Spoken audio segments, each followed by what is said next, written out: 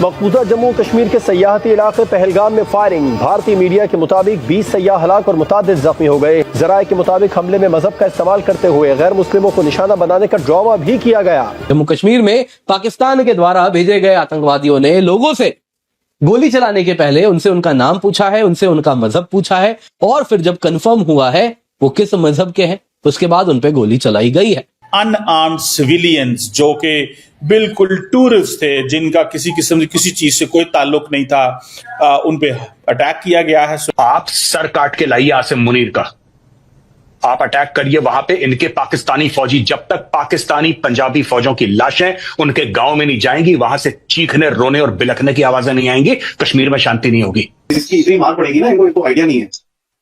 वही कहते हैं ना, देखो जब कहते हैं जब लीडर की मौत आती है वो शहर की तरफ भागता है, इनकी मौत आई है इसलिए इस साइड भागता है, कश्मीर की तरफ भागता है वो। हाँ, जब पाकिस्तान की मौत आती है तो वो कश्मीर में ऐसी हरकतें करता है। अब इंडिया के अंदर एक ओपिनियन बन रही है जी पाकिस्तान पे हमला कर दें। Indian media, Indian civil society सारे एक ही डिस्कस कर रहे हैं, पाकिस्तान पे हमला कर दो, कोई कह रहा है मुरीद के पे हमला कर दो। Tell the government to task the GOC, sir चाहिए इनके, खाली कर देंगे पूरी की पूरी लाइन ऑफ कंट्रोल। क्या बात करती है, हमारे बंदे मार के। इंडियन आर्मी ऐसी नहीं है मैडम, आप एक बार आदेश दीजिए, ये तांडव करेंगे मौत का लाइन ऑफ कंट्रोल पे, पाकिस्तानी फौज को पता नहीं लगेगा मिसाइल कहां से गई कहां से आई। जय हिंद दोस्तों, आपको याद होगा कुछ दिन पहले आसिम मुनीर ने दो कौमी नजरिए पे एक स्पीच दिया था। उसने कहा था कि हिंदू मुसलमान एक जैसे नहीं है, अलग अलग है। इसीलिए आज पहलगाम में टूरिस्ट वहां पर थे, उनके पैंट उतार उतार कर देखा गया कि हिंदू है मुसलमान है, और धर्म के आधार पर उनको गोली मारी गई। दोस्तों अभी तक की जानकारी के मुताबिक लगभग 28 लोगों के मरने की खबर आ चुकी है और लगभग 40 से ज्यादा लोग घायल हुए हैं। जम्मू कश्मीर में पाकिस्तान के द्वारा भेजे गए आतंकवादियों ने लोगों से गोली चलाने के पहले उनसे उनका नाम पूछा है, उनसे उनका मजहब पूछा है, और फिर जब कंफर्म हुआ है वो किस मजहब के हैं, उसके बाद उन पे गोली चलाई गई है। दोस्तों यहाँ पे अगर आप देखें, वैसे तो दुनिया भर के जितने भी एम्बेसीज भारत में हैं, वो सभी के जो एम्बेसडर्स हैं वो कह रहे हैं कि ये जो अटैक हुआ है बहुत ही डास्टर्डली घिनौना अटैक है जो हुआ है, और वो भारत के साथ खड़े हैं। लेकिन यहाँ पे सवाल उठता है अब भारत को क्या करना चाहिए, क्योंकि दोस्तों यहाँ पे अगर आप देखें तो जो टाइमिंग है अटैक की वो बहुत कुछ बता रही है। एक तरफ तो वो ये बता रही है कि जो हाई प्रोफाइल विजिट्स अभी देश में हो रहे हैं, कहीं ना कहीं उनको एक प्रकार से आप देखें तो मैसेज दिया जा रहा है उन सभी ग्लोबल प्लेयर्स को। इसके सिवा दोस्तों यहाँ पे अमरनाथ के जो तीर्थ यात्री हैं उनको जब सीआरपीएफ आ जाती है अमरनाथ के तीर्थ यात्रियों के सिक्योरिटी के लिए, और इस प्रकार की सिक्योरिटी वो देते हैं कि कहीं ना कहीं ये आतंकवादी कुछ भी नहीं कर पाते। जब वो उसको डायरेक्टली डिस्टर्ब नहीं कर पा रहे हैं तो यहाँ पे ये एक साइकोलॉजिकल ऑपरेशन है जो वो रन कर रहे हैं कि कैसे इन तीर्थ यात्रियों को अभी डराया जाए। खैर, क्या है उनके पीछे की भी कहानी, क्या ये आतंकवादी करना चाह रहे हैं, जरा उसको भी आइए हम समझते हैं। सबसे पहले ये न्यूज देख लेते हैं दोस्तों। वैसे तो मुझे लगता है जब तक आप ये वीडियो देख रहे हैं शायद आप लोगों ने इस न्यूज के बारे में ऊपर से तो सुन ही लिया होगा। बहुत ही निंदनीय अटैक हुआ है ना दोस्तों। कई लोग इसमें मारे गए हैं, ऑलरेडी न्यूज आ रहा है। देखिए नंबर्स क्या है कि अभी हम बता नहीं रहे हैं, क्योंकि जेएंडके के सीएम उमर अब्दुल्ला साहब उन्होंने भी कह दिया कि देखिए ये बहुत बड़ा अटैक है, इतना बड़ा अटैक है जो आज तक हमने सिविलियंस के खिलाफ नहीं देखा है। नंबर्स अभी आ रहे हैं, जो डेथ टोल है वो बढ़ रहा है, तो अभी हम क्या बोले दोस्तों। अभी नंबर्स देखिए, हम भी इसलिए नहीं बोलेंगे क्योंकि ऑफिशियली नंबर आने देते हैं, पर इतना मालूम है कि नंबर्स काफी अधिक आने शुरू हो गए हैं अनऑफिशियली। जो जितने भी अगर आप देखें मीडिया पीपल हैं जो जानते हैं नंबर्स, एग्जैक्ट नंबर भी आना शुरू हो गया है। काफी बड़ा नंबर है दोस्तों।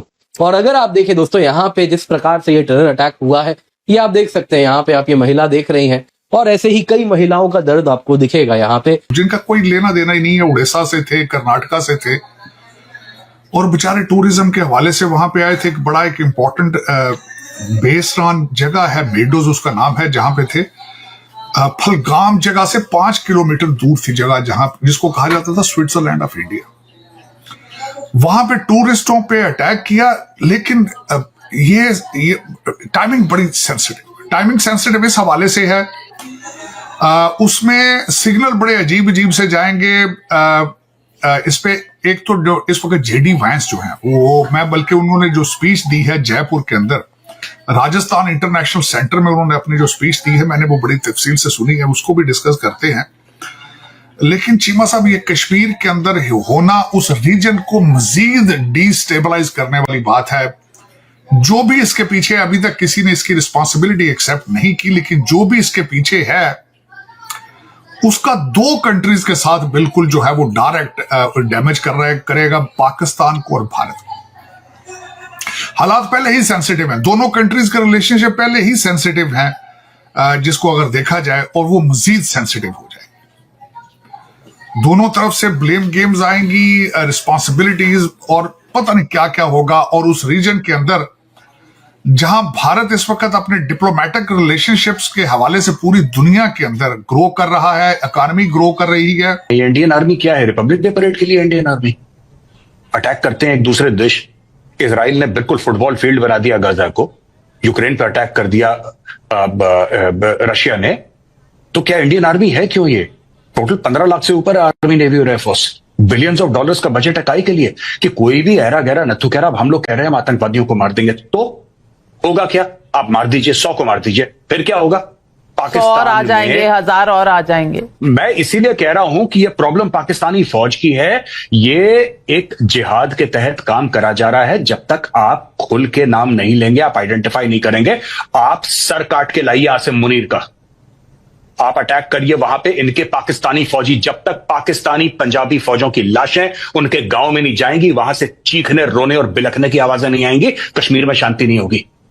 फैसला जज्बाती होकर ही लिया जाता है। हम लोग इतने मैच्योर बनते हैं कि पाकिस्तान ने 1993 में बॉम्बे में बॉम्ब ब्लास्ट करे, कितने वो किलो आरडीएक्स लेकर आए, इतने लोगों को मार दिया, 26/11 करा, जज्बाती नहीं होना चाहिए। पार्लियामेंट पर अटैक कर दिया, जज्बाती कभी नहीं होना। अक्षरधाम मंदिर में अटैक कर दिया, कभी हम लोग जज्बाती नहीं होते। हजारों लोग कश्मीर में मार दिए, जज्बाती मत होना। पंजाब में आग लगाती, जज्बाती मत होना, कभी जज्बाती मत होना। हमारे जज्बात क्या हम लोग लाश हैं क्या कि जज्बाती नहीं होना? Are we dead bodies? नहीं। देखिए ना, मैं आपको बताता हूं कि ये मारते रहेंगे आपको, पाकिस्तानी फौज मारती रहेगी। आप जब तक पाकिस्तानी पंजाबी फौज की लाशें उनके गांव में नहीं पहुंचाएंगे, या आतंकवादियों को मारना छोड़िए, हाफिज सईद दुश्मन नहीं है, आसिम मुनीर दुश्मन है। दुश्मन को पहचाने आप लोग प्लीज, ये मेरी रिक्वेस्ट है। Please recognise your enemy, it is general Asim Munir, it is not Hafiz Saeed, is it not Maulana Masood Azhar और सैयद सलाउद्दीन। ये दुश्मन नहीं है आपके, दुश्मन है आपका पाकिस्तानी आर्मी चीफ।